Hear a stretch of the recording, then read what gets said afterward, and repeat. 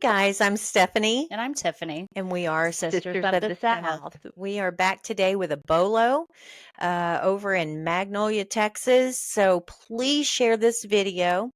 And with that being said, we're going to get started. All right, guys. Danielle Sleeper was last seen at her home in Magnolia, Texas on March 22nd, 2015.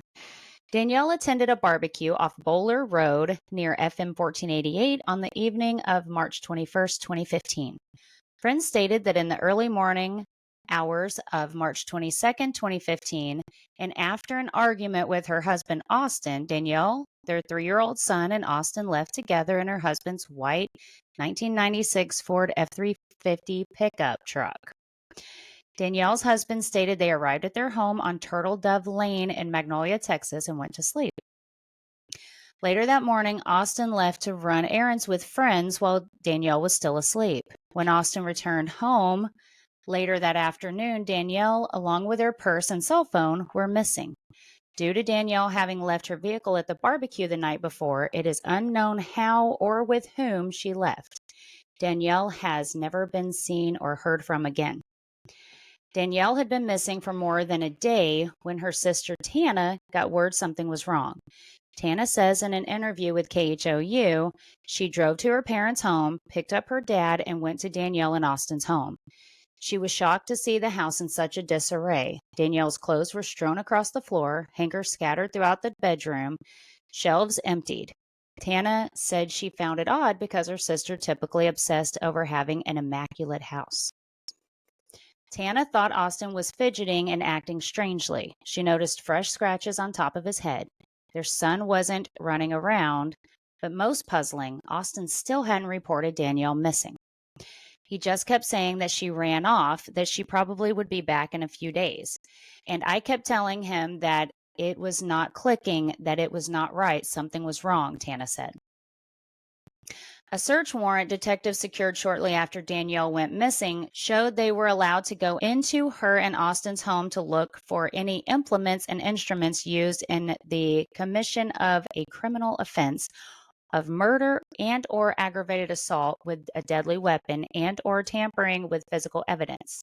Investigators seized Austin's truck, a tablet, and his cell phone.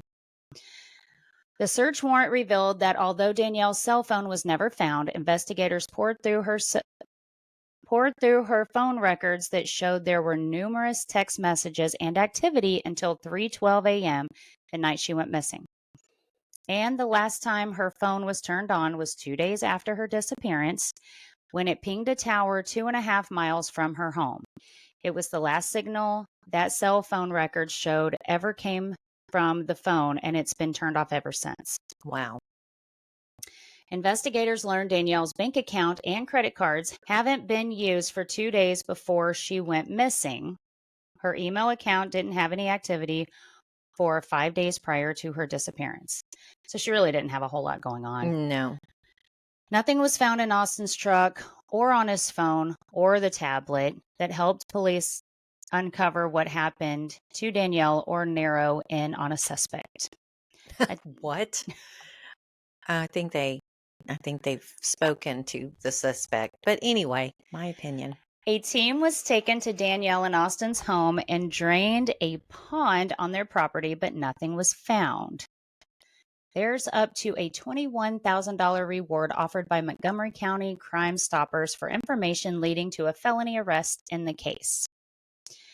Danielle is a white female and was 32 at the time of her disappearance. She is 5'7" and weighs 120 to 130 pounds with brown hair and hazel eyes. She is a mother of 3 boys. If you have any information regarding Danielle Sleeper, please contact the Montgomery County Sheriff's Office at 936-760-5800, option 3.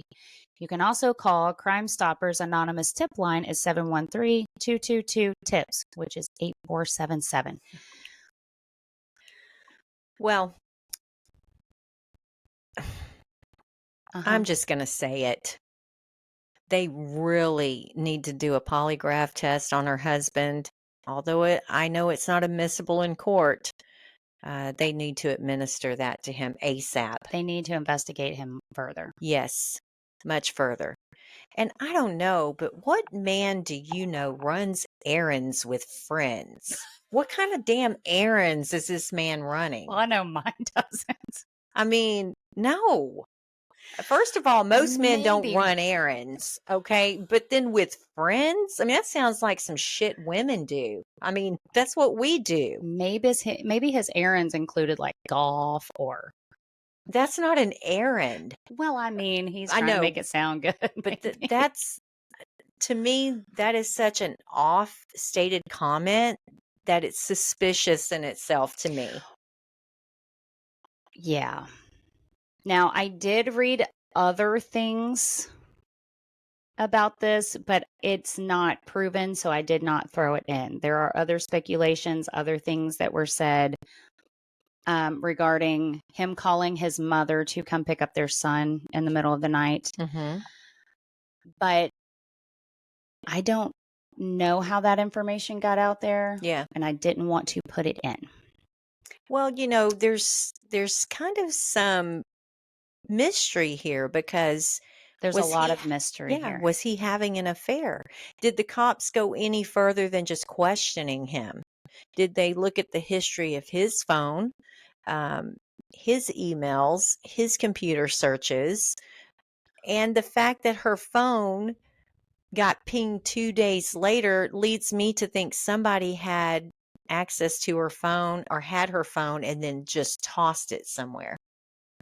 Well, and is there a history of like domestic abuse? I mean, they Right. got into a fight at a party or at a Yeah. barbecue Yeah. Evidently they were in having front of issues. people. Yeah. Mhm. So you have to wonder what was there to begin with. Right. Wow. Yeah. I think that, you know, Magnolia, get your shit together. Okay. Come on. Let's do an investigation on the husband. What happened to checking the husband out or the spouse out until you've exhausted all of that investigation and cleared him, and then you move on from there? I mean, that doesn't sound like that's happening in this situation. And 10 years later, they know nothing more than the day that the investigation started. That's a red Yeah. flag to me. And she has 3 sons. Uh-huh. They need to know what happened to their mom. Her family needs to know. Yeah, absolutely. Listen, I'm not going to make any bones about it. The husband is suspicious to me. Any man running errands with his friends is suspicious to me. Okay. That just don't sound right to me. That's just odd to me. And I think there's more to it. I really do. My personal opinion, and I have the right to Did have they it. interview the friends that he was with to find out Exactly. where he went, what these errands Yes. were? And what was the fight about the night before? You know, um, to me, and I'm just going to say it, running errands with friends the following day sounds like to me they were off taking care of Danielle's body. That was the red flag that immediately came to my mind when he stated he was running errands with friends.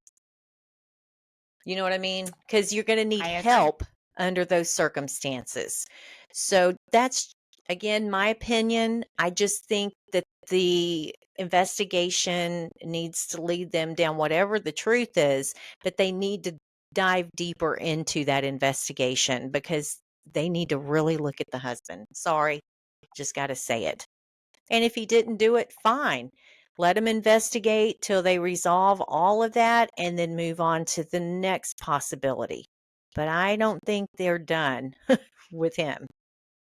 I really don't. I don't either. I think he holds a lot of answers to her being missing. Yep. Mhm. So, guys, Yeah. Please share her information, get her face out there. Absolutely. And until our next video, please remember to see See the the good good and and stay stay imperfectly imperfectly perfect. perfect. Bye, guys. Bye. Thank you.